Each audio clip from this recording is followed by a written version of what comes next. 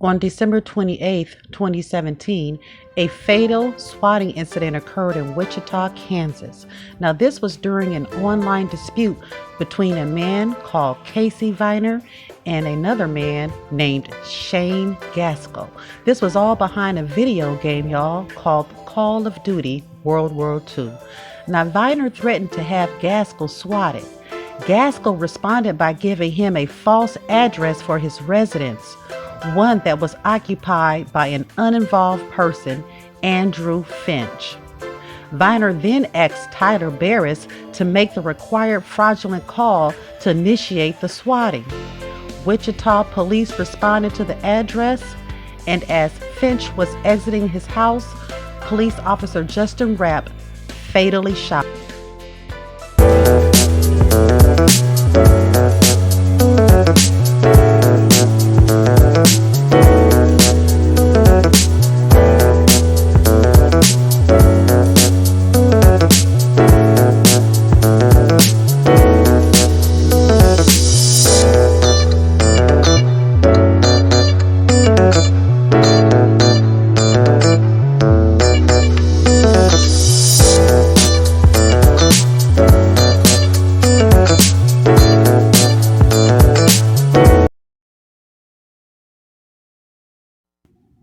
$1.50. $1.50. That's what started all of this stuff. Authorities said that Viner recruited Tyler Barris to swat his opponent down in Wichita for a $1.50 bet. It was stemming from a game called Call of Duty, but the address they used was old. Tyler was recruited because he was somewhat known as a SWAT king. He was a 25-year-old homeless man living in Los Angeles. He was known online as Swatistic. He had a criminal record including domestic violence and had served 16 months in Los Angeles County Jail for making false bomb threats against KABC TV, an elementary school down in Los Angeles, and a middle school in Granada Hills. He was wanted by police in Panama City, Florida, for calling approximately 30 other bomb threats, including one at a high school and one on a fraud and mischief charges in Canada for harassing a woman in Calgary. On December 28th, Casey Viner and Shane Gaskell were both sitting up online arguing about friendly fire. They had both lost a match, which was in total $1.50 for both of them. They lost. The two gamers took it to Twitter in an argument about it. Now, it was at that time that Viner threatened to swat Gaskell over the loss. Gaskell initially gave Viner the wrong address, a place in Wichita where he had previously resided with his family and where he had said he would be waiting on him. Now, Gaskell's family had been evicted way back in 2016 from that same place. Viner then contacted Barris and provided him with the address given to SWAT. Now, the victim, Finch, he was not a known gamer, and he had nothing to do with the Call of Duty match. Using voice over IP through the free Wi-Fi provided by South Los Angeles Library, Barris called the Wichita Police Department. He identified himself as Brian. He claimed that he was at the residence of 1033 West McCormick Street, and he had fatally shot his father, and he was holding family members at gunpoint. He asked if police were coming to the house, saying he had already poured gasoline all over the house, and he was threatened to set it on fire. Now, what type of bullshit is this? Did y'all hear what he said when he had to tell those people for them to even get there? I'll tell you the minds of these people, but let's keep going. Now, these Wichita Police Department officers who were not SWAT team members, untrained for tactical situations or hostage rescues, responded to Barris's call and surrounded Finch's residence. Andrew Finch is reported by his mother, Lisa, who was at the scene at the time, she said that her son saw police lights outside and opened the door to see what was happening. His mother reports that her 28-year-old son screamed and then they shot him. Moments after, Finch stepped onto his front porch. Police ordered him to put his hands up. According to officer testimony, he began to do so and then stopped. At which a police officer standing on the other side of the street fired one single round, striking Finch and piercing his heart and right lung. This shot was taken more than 50 yards away.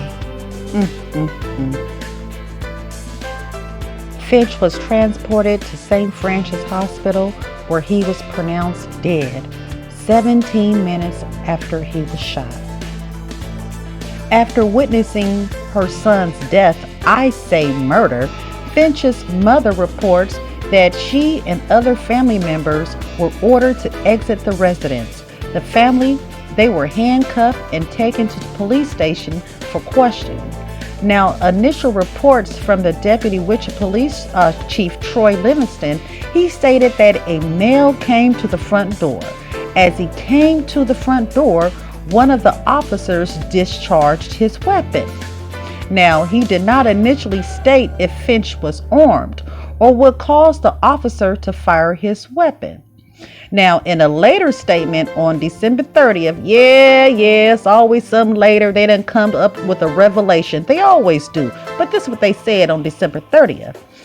The Wichita Police Department stated the shooting was caused by Finch. It was his fault, goddammit, because he reached into his waistband standing on his own goddamn porch. The officer involved was identified as Justin Rapp, and at the time, he was a 7-year veteran of the force. Now in court, Officer Rapp testified in May 2018 that he was given no information when he arrived at the scene, including when Finch was given his first verbal command, when the 911 call ended, or whether officers at the scene were even aware that the caller was still on the phone with 911. Did y'all hear me? This boy sat on the phone with his lying ass and listened to all of this stuff go down. I tell you, I just can't. And to make matters even worse, nearly a week after the shooting, Andrew Finch's mother, she had to write to the Wichita mayor and the police chief stating that she did not know where her son's body was being kept, and she wanted to give him a proper funeral service and burial. This is what she said: "Please let me see my son's lifeless body," she wrote in a letter dated January 3rd, 2018.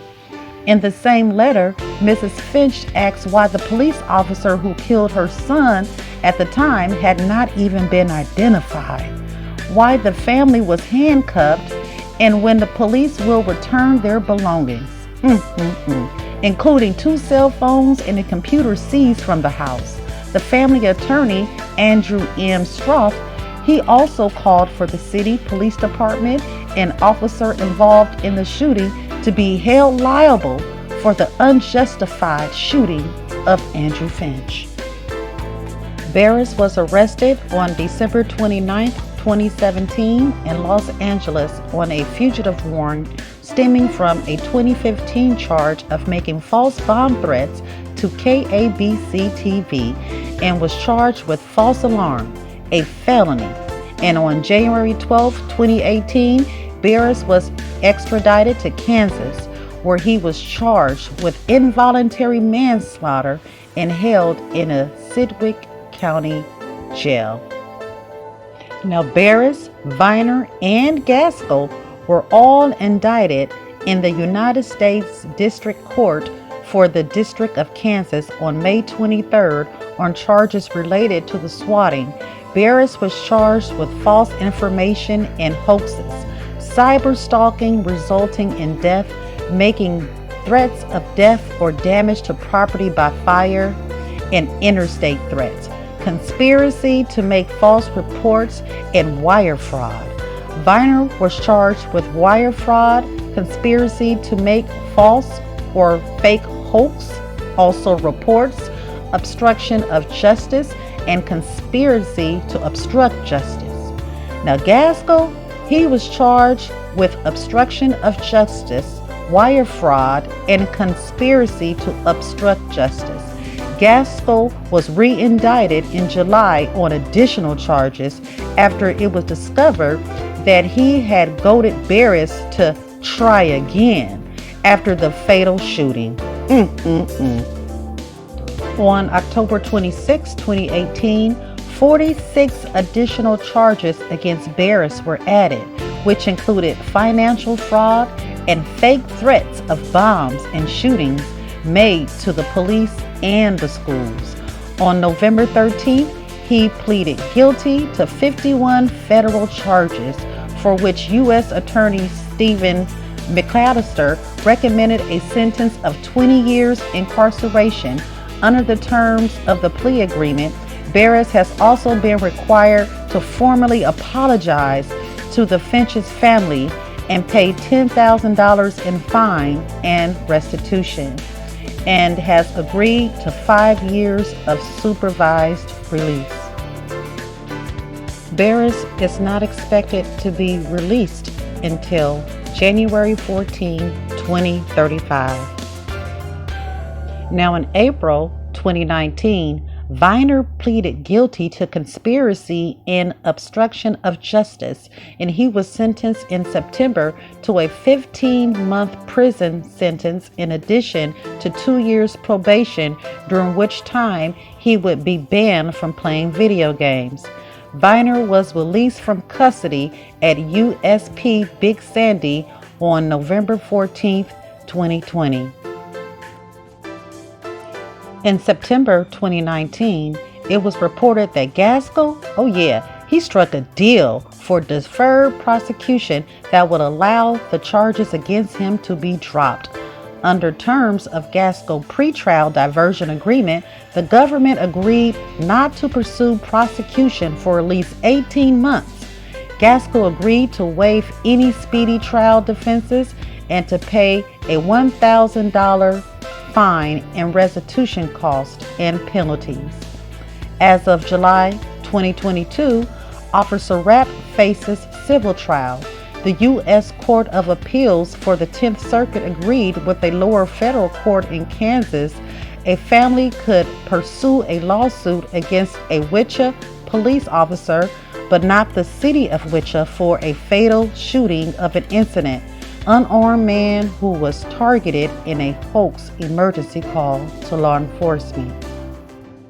In response to Finch's slaying, the Kansas State Legislature approved a bill in March 2018 to establish creating a false alarm resulting in injury or death as a Class 1 felony, and that carries a prison sentence between 10 and 41 years.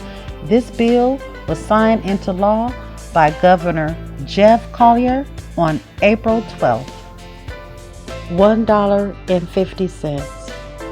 This all started behind a lost bet. These people did not have the mental fortitude to understand that this was just a game. You know, I see a lot of people overstepping boundaries, especially on the internet. Now, this swatting thing, I had never, ever heard of swatting until I came on the internet. It was new to me. I thought it was just a new thing going on. But no, swatting has been around for over 20 years, and it is said to have begun in the gaming community. Lord have mercy. We have to do better.